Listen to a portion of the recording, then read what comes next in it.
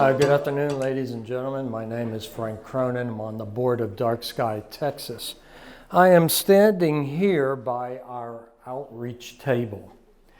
And using the outreach table when we go to events is very important because it is a way for us to educate and recruit in a very personal way. We want to approach doing the outreach table in 3 easy steps. We want to prepare for the event.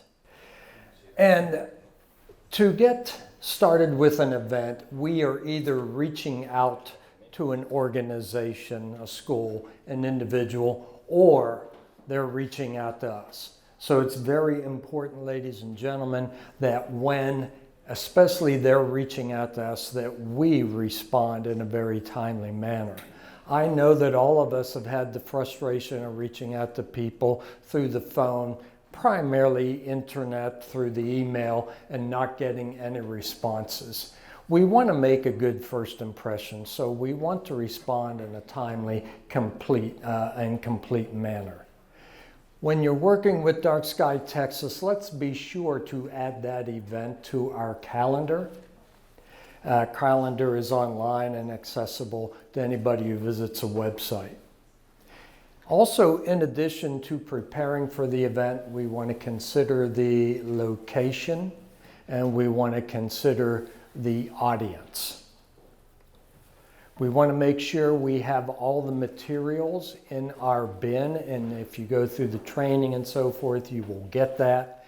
And you want to make sure you have everything ready for the event. And I have found in my many experiences in doing the outreach table that if I get to the event a bit early and walk around and introduce myself to the vendors and exhibitors at the other table, often people also in the conservation field, I make a very good instant connection with them before the event starts, and almost always they refer some people who are visiting their tables to our Dark Texas table. So we get to the event, and the table is the primary focus. The first thing to do is to attract attention. We have this wonderful, colorful tablecloth, also the same picture on the t-shirt, and every time I wear this t-shirt somewhere, I get some sort of compliment and then some follow-up questions about the organization.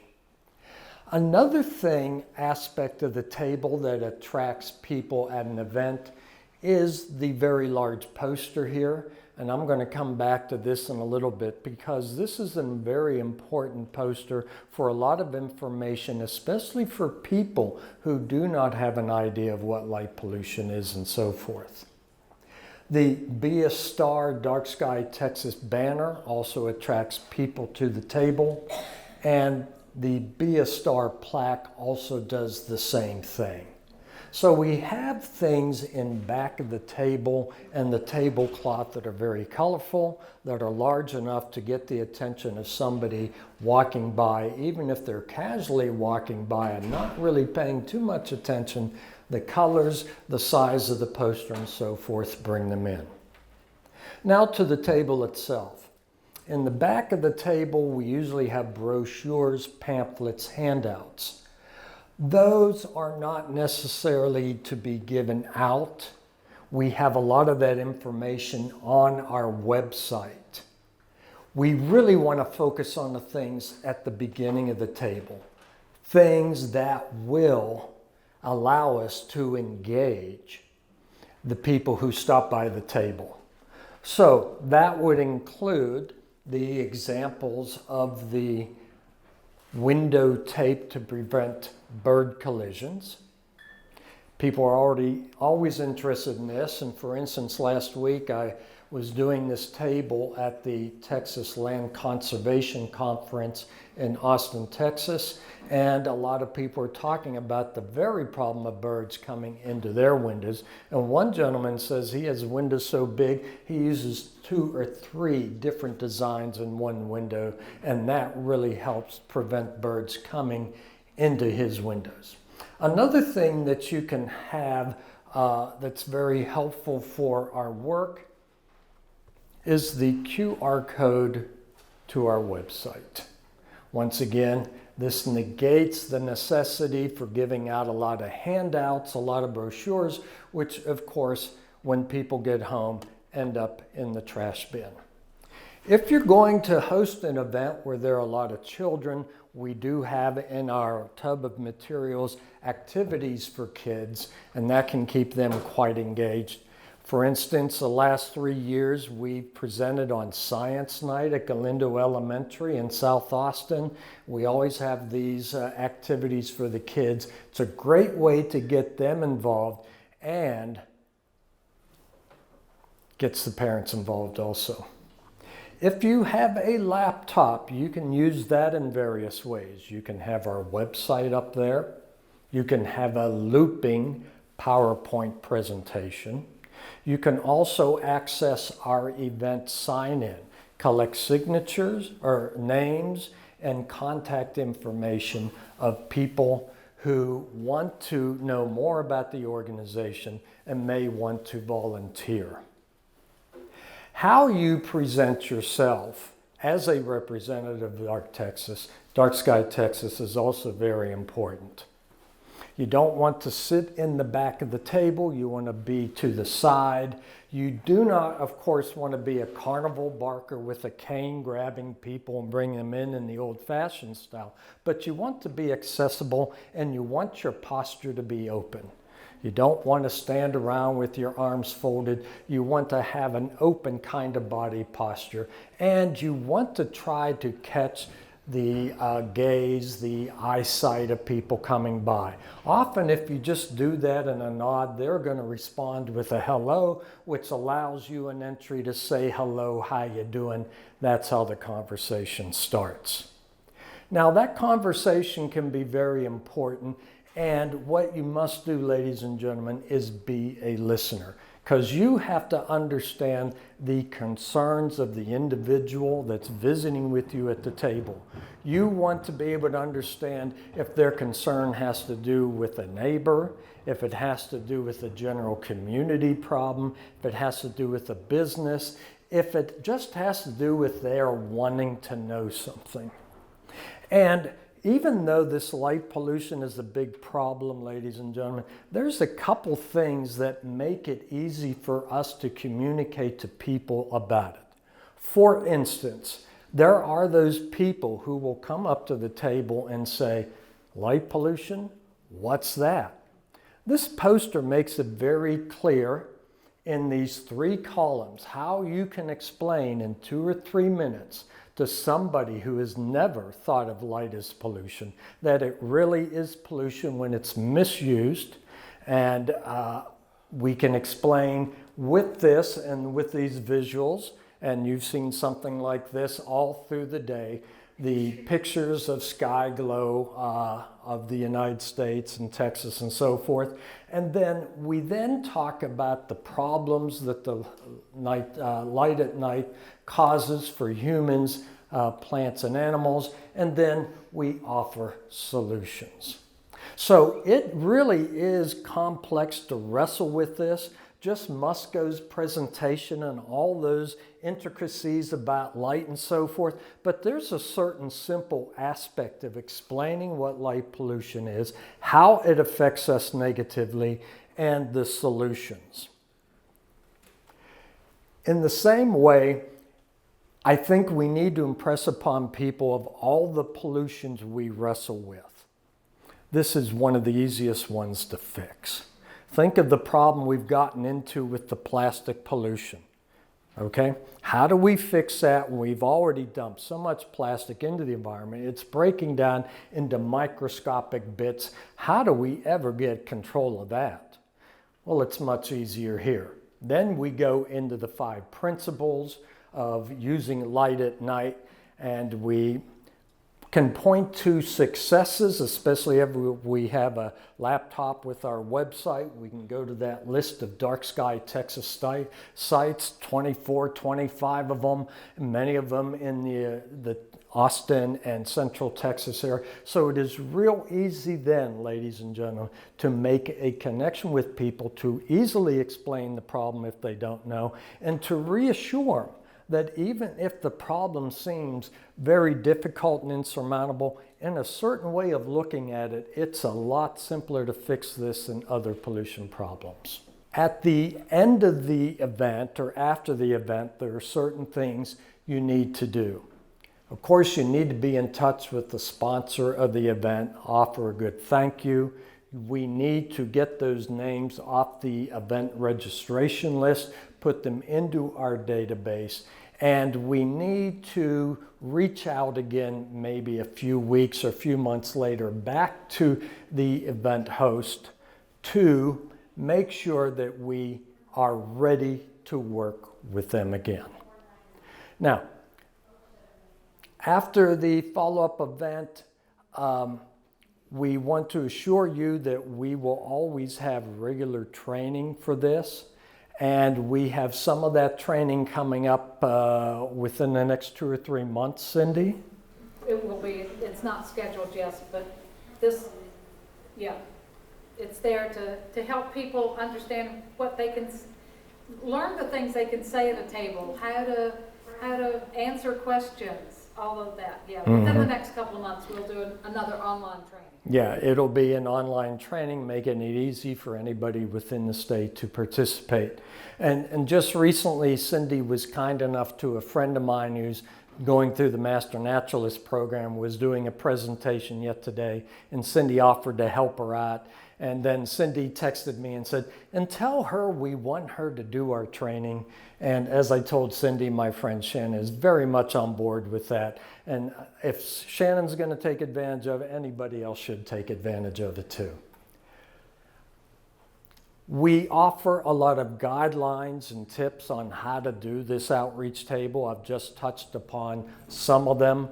The tips and the guidelines are far deeper and far richer than what I've offered. So go through the training, get a lot more information. I've just hit the highlights. And I will stop here and entertain any questions or comments. Yes, Tina. Cindy gave us this and it really elevated our presentation. So kudos to y'all. But there were some things that we didn't get in the box, like the big poster and the window stickers. Like how do we get some of the new stuff? You can, you guys have access to our G Drive with all of our outreach and education. I can show you which, it's in those folders, okay. Yeah. I was trying to remember what we call that big poster. And then you can have it printed up and we can give you the information where we've printed it up. The first time we printed it up, we printed it on, I don't remember what kind of paper, but we've done it on something that doesn't curl with the weather. Since then, the first one was done a little bit more cheaply. They generally, it costs about, I forget, our treasurer could probably tell us, maybe, I want to say maybe $60 to print each one. Okay. Yeah. As long as I know where that it's at. Yeah. Okay, yeah. Other questions, comments, my friends? What about when it's an outdoor presentation during the day? What about it, Steve? Your concern? This doesn't necessarily work. So you got to adapt to the location and so forth.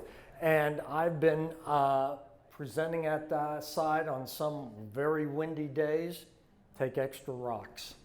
You got to have something to keep the stuff on the table because it's going to fly all over the place. And you got to be very careful using this banner. Easily damaged in high winds, and we do have the winds, so you just have to have that kind of caution. And of course, if you have, what's the term for it, folks? You are sort of a semi-tent. Yep. a pop-up over. That can be very helpful, especially on an extremely sunny afternoon. Thank you, Steve. Yes, ma'am. So this is kind of a big question. Okay, I'll give a big answer. All right, we're ready.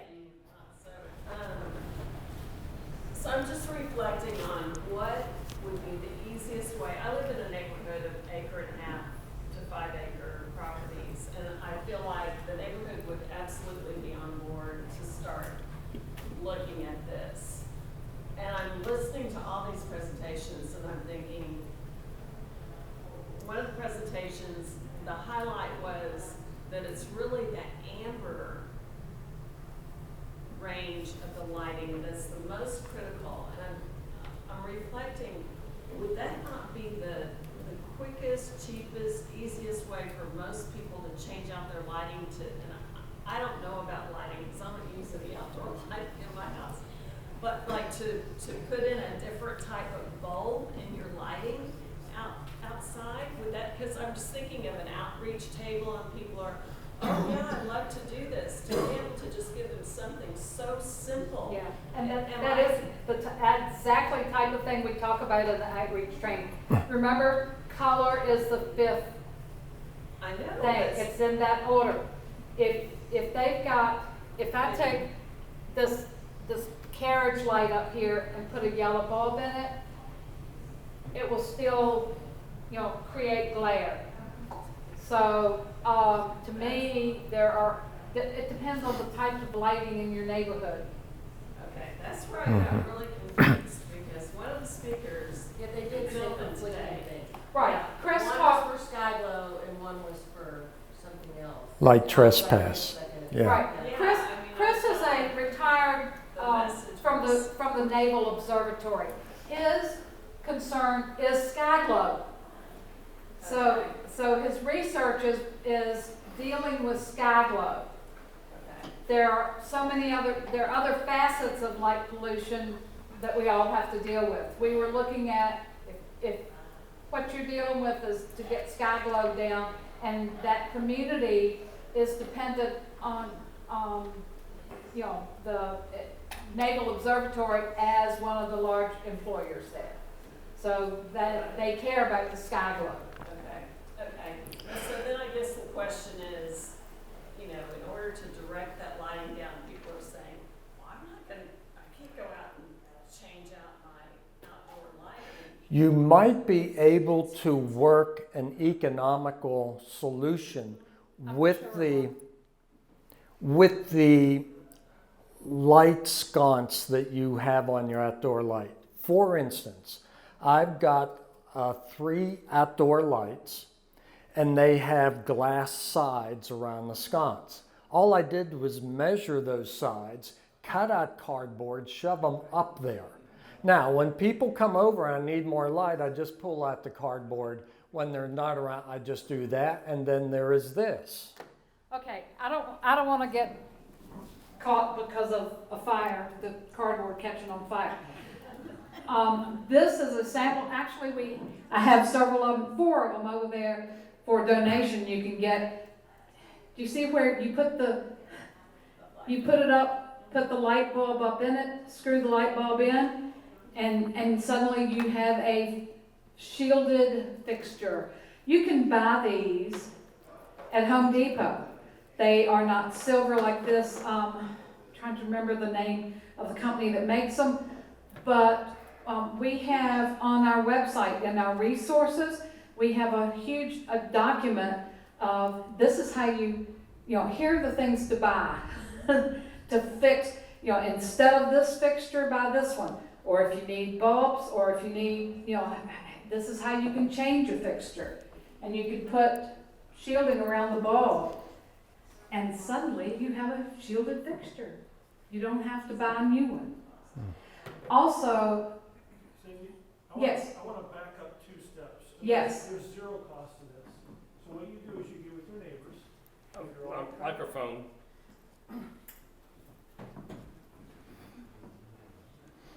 I have one other thing to say while he's walking over. I have a fancy hand glass blown fixture, eye candy. gorgeous eye candy. On either side of my door, I have put the little bitty bulbs in it that look like a flicker flame, and then up in the ceiling, I have recessed lights to really light the porch. The other is just to be pretty. So that's what you can do with a pretty fixture. Hey, Cindy, the lighting fixture at home, the progress lighting. Progress, yes. Progress lighting. Yeah. So what I would do is the first part of this whole thing is awareness, create an awareness. All right, so what you gotta do is in your neighborhood, if it's an association or just a group of neighbors, is to make people aware of what we've got going on. So that's the first one. The second one then is education, which we've done a lot of today, but a couple of things that you can do that don't require any money at all is to ask the neighbors, do you really need that light on? If you don't need it on, can we turn it off? And then beyond that, if we need the light, does it need to be a porch light that's on all night long? Or can we do it while we're up and about, and when we go to bed, turn it off? And so the first two principles are, one, is it needed? Is it useful? Okay? And then the second one is, okay, is it targeted? Are we targeting what it is we want to do? And if it's not needed, let's just get it turned off. So those require $0. Yeah. It's first creating the awareness, and then second, educate. And those are the first two steps. And once you get beyond that, then you start doing all this other stuff that gets them to start doing better lighting practices, like the sconces and the various things that help shield it, color temperature. I mean, you go by the lamp, that color changing lamp, it's a cost. There's still money with that. So the first step, I think, for in your situation potentially could be go around the neighborhood, make people aware of it. And once they're aware of it, then start using the resources that they have to educate. And let's start there and see where it goes. I feel that if people aren't aware, they just don't know what they're doing wrong. And not intentionally, they just don't know. You put a sign out like this, and they might help raise awareness. They might say, what is that? Just one way to raise awareness. Excellent, thank you. Other questions? Exactly. Let's get be a star on every one of your houses. Yeah. And you see that sticker? We've got some up here. If you want to put them on your car or your computer or something permanent, be sure to water glass. Be sure to pick one up. We've got those today. They're high quality stickers. They'll stay on your car, and the sun and the rain won't degrade them like they do other stickers. Yeah, I've had them on my car for like 5 years, and they're still the same color. Right. Mm-hmm. You need this. Anything else, ladies and gentlemen? Okay, very good. Thank you so much. Thank you. Thank you.